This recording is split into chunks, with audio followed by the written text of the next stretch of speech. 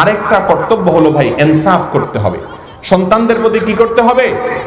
ভালোবাসার ক্ষেত্রে ইনসাফ সম্ভব না। এক সন্তানের প্রতি একটু মায়া বেশি হবে, আরেকটার প্রতি একটু মায়া কম হবে, এটা মানুষের নিয়ন্ত্রণে না। কিন্তু দানের ক্ষেত্রে ইনসাফ করতে হবে। বেশিরভাগ মা বাবারা এই অত্যাচার অবিচারটা করেন সন্তানদের মধ্যে দেওয়ার ক্ষেত্রে।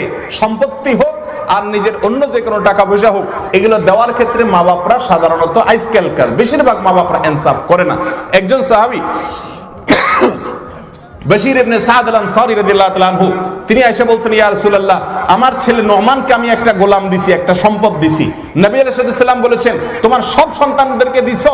বলে না ইয়া রাসূলুল্লাহ, দেই নাই। তিনি বলেছেন, যাও সবাইকে দিয়ে আসো।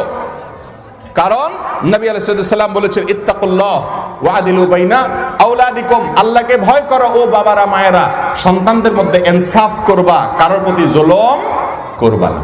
আজকাল বহুত বাপ মা আছে না, যেই সন্তানটার সাথে সম্পর্কটা ভালো, সম্পত্তি দিয়া ফুসলিয়া ফাসলিয়া বাপ মারে বুড়া বুড়িরে খুশি রাখতে পারছে, জমিটা চুপে চুপে ওর নামে লিখে দেয়।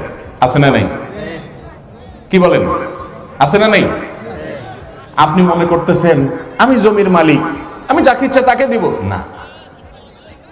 আপনার ঘরে যারা জন্মগ্রহণ করেছে তাদের প্রত্যেকের হক এবং হিস্সা কোরআনে ঠিক করা আছে না নাই? যদি দিতে হয় তাহলে সে হিস্সা অনুপাতে সবাইকে দিতে হবে, আর যদি না দেন তাহলে কাউকে দিবেন না। কথা কি বুঝাতে পারছি?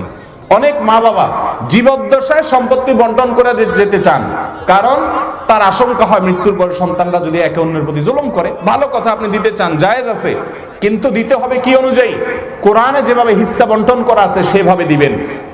বেশিরভাগ মা বাপেরা মেয়েদের হক আদায় করে না, মেয়েদেরকে ঠকায়। ঠিক না ভাই? ঠিক। মা বাপ তো দূরের কথা, ভাই বোনরাও সবাই ঠকায়।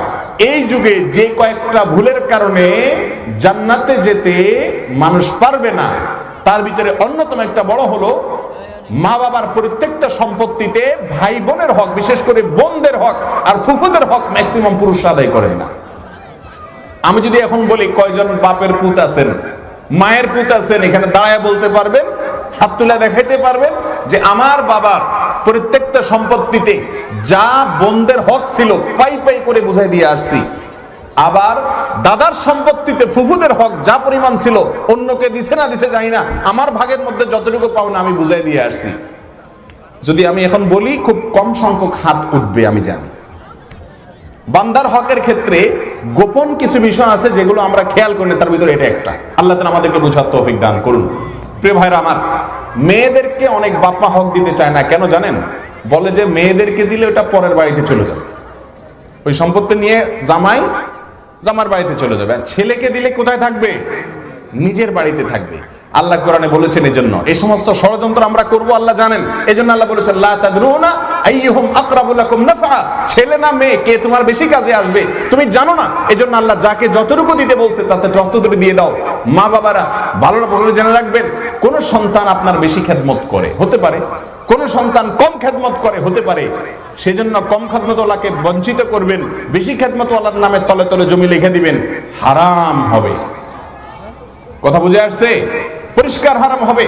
এবং বান্দার হক নষ্টের দায়ে কিয়ামতের ময়দানে দাঁড়ায় থাকবেন, নামাজ রোজায় কুলাবে না। বান্দার হক আদায় করে তারপর সামনে চলতে হবে। আল্লাহ আমাদের সবাইকে বুঝার তৌফিক দান করুন। মনে রাখবেন।